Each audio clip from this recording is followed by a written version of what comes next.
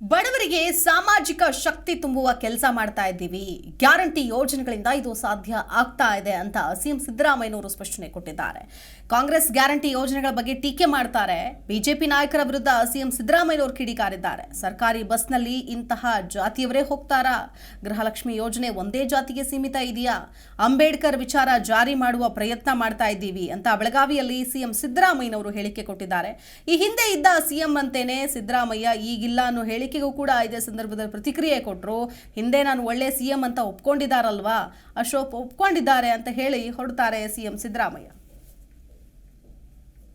ಎಲ್ಲ ಧರ್ಮದವರು 2,000 ರೂಪಾಯಿ ಮನೆ ಯಜಮಾನಿಗೆ ಕೊಡ್ತೀವಿ. ಅದು ಇಂಥ ಜಾತಿಯವರು ಕೊಡ್ತೀವಿ, ಇಂಥ ಧರ್ಮದವರು ಕೊಡ್ತೀವ, ಎಲ್ಲ ಮಹಿಳೆಯರಿಗೂ ಕೊಡ್ತೀವಿ.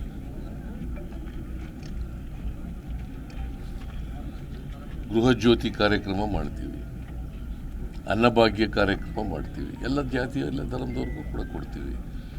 ಯಾವುದೇ ಜಾತಿಲಿರ್ತಕ್ಕಂಥ ಬಡವರು,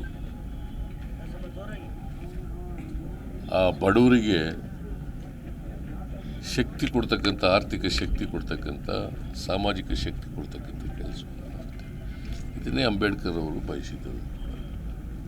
ಸೊ ಆ ದಿಕ್ಕಿನಲ್ಲಿ ಹೆಜ್ಜೆ ಇಡ್ತಕ್ಕಂಥ ಪ್ರಾಮಾಣಿಕ ಪ್ರಯತ್ನವನ್ನು ನಮ್ಮ ಸರ್ಕಾರ ಮಾಡ್ತಾ ಇದೆ.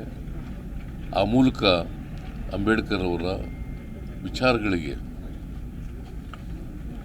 ನಾವು ಆ ವಿಚಾರಗಳನ್ನು ಜಾರಿ ಮಾಡ್ತಕ್ಕಂಥ ಪ್ರಯತ್ನವನ್ನು ಮಾಡ್ತಾ ಇದ್ದೀವಿ. ಅಂಬೇಡ್ಕರ್ ವಿಚಾರಗಳನ್ನು ಜಾರಿ ಮಾಡ್ತಾ ಇದ್ದೀವಿ. ಇದೇ ಅಂಬೇಡ್ಕರ್ ಅವರಿಗೆ ಸಲ್ಲಿಸ್ತಕ್ಕಂಥ ಗೌರವ. ನಾನು ಅಂಬೇಡ್ಕರ್ ಅವರಿಗೆ ಇವತ್ತು ನನ್ನ ಪರವಾಗಿ ಪ್ರತಿಕ್ಷಣದ ಸುದ್ದಿಗಾಗಿ Zee Kannada news app download ಮಾಡಿ. Live TV, latest updates, entertainment, lifestyle, technology ಸುದ್ದಿ ನಿಮ್ಮ ಅಂಗೈಯಲ್ಲಿ.